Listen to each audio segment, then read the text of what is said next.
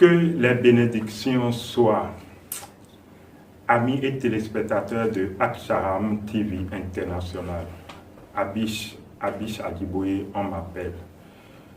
Vous commencez déjà par vous habituer à nous qui intervenons sur cette chaîne de Aksharam International TV. Mais également, nous vous demandons de souvent vous abonner. Abonnez-vous, ce sera votre participation. C'est votre participation pour nous encourager à faire ce que nous faisons et que vous aimez, parce que nous ne manquons pas de voir les likes. Donc, abonnez-vous également.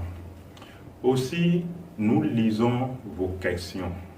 Soyez-en rassurés et continuez par poser les questions. Nous allons répondre au fur et à mesure dans des vidéos.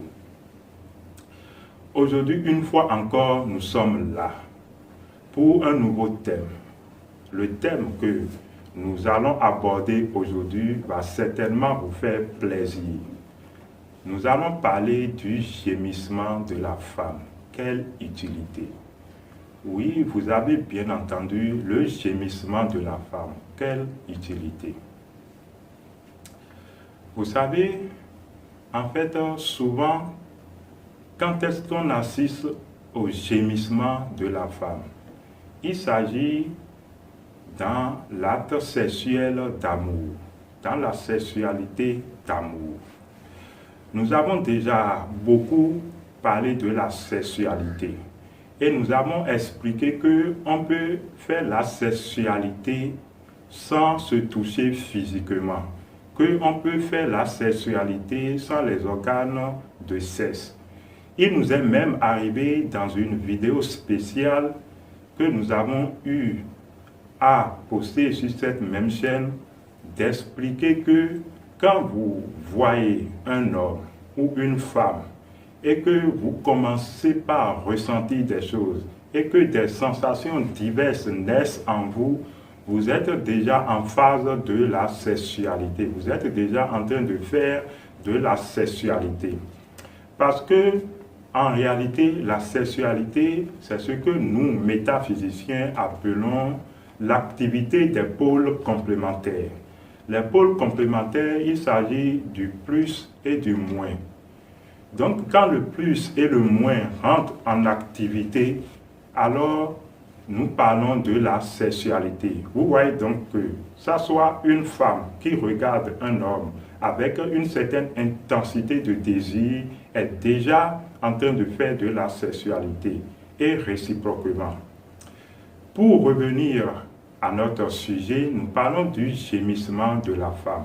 Donc, au cours de la sexualité, nous assistons au gémissement de la femme.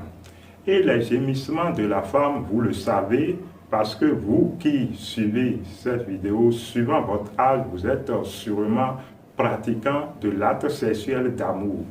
Les gémissements de la femme varient suivant la femme et la sonorité que ça émet. Cette sonorité harmonieuse et souvent brusque, voilà, parce que ça émet varie suivant les femmes. D'autres personnes parlent de cris. Quelle qu'en soit l'appellation que vous donnez à ce phénomène de gémissement, c'est ça qui nous intéresse aujourd'hui. Il s'agit de quoi? Quand vous observez la traversée apparente du soleil dans le ciel, où nous disons apparemment que le soleil se lève à l'est et se couche à l'ouest, il s'agit de la traversée apparente du soleil. Il s'agit également d'un symbole initiatique, parce que chacun de nous, nous sommes appelés à faire cette initiation. En fait, nous faisons cette initiation avec le soleil. Quand le soleil disparaît, nous disons que le soleil est dans la gueule du crocodile. Tenez-vous bien, je vais vous l'expliquer.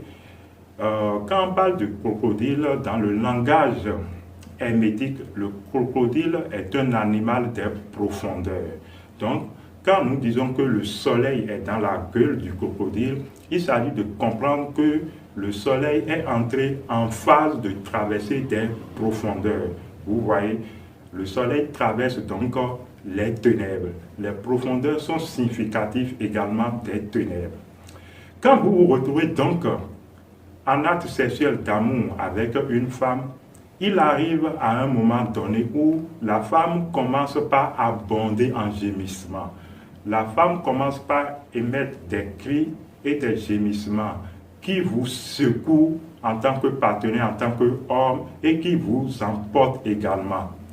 Dans la métaphysique de la sexualité et en tant que sachant et connaisseur, si vous ne faites pas attention, c'est au cours de ce moment de gémissement, donc de cri de la femme, que beaucoup d'hommes s'emportent et se laissent aller. Nous disons que beaucoup d'hommes coulent comme des navires sur l'océan. Mais pourquoi en fait?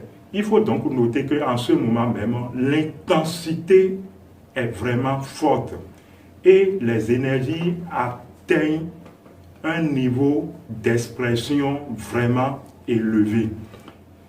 Il s'agit au fait de la traversée du soleil dans les ténèbres.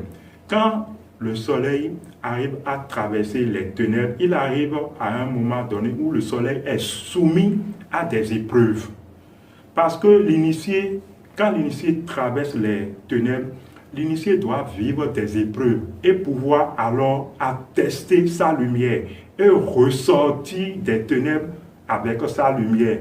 C'est d'ailleurs ça la victoire d'Horus sur Seth, parce que chaque fois dans le combat d'Horus et de Seth, le combat qui dans la tradition initiatique égyptienne oppose Horus et Seth, où Horus sort toujours vainqueur. Donc le soleil victorieux, c'est le soleil qui arrive à toujours sortir vainqueur des ténèbres, après avoir subi l'épreuve des ténèbres.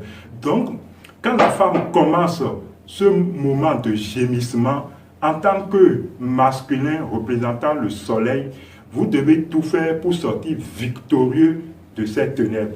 N'est-ce pas sortir victorieux des ténèbres si vous êtes homme et chaque matin, vers les environs de 3h et 6h, votre lingam, donc votre pénis, pour utiliser une expression simple, se met en érection.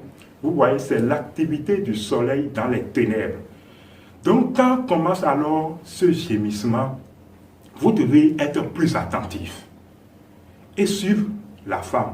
Même si la femme se perd d'elle-même, vous devez être plus attentif parce que c'est un moment où alors la lumière et l'obscurité ou dans les ténèbres est en interaction. Donc les entités, les forces sont en interaction. Les forces sont présentes.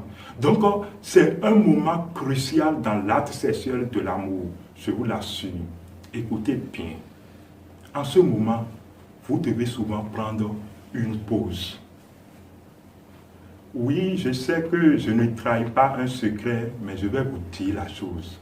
Quand la femme vient à gémir et commence les gémissements, prenez une pause. Et dans cette pause, alors, puisque vous savez que l'acte sexuel d'amour est un acte qui souvent amène à la création. Donc quand vous prenez une pause, faites le point de vos objectifs de vie.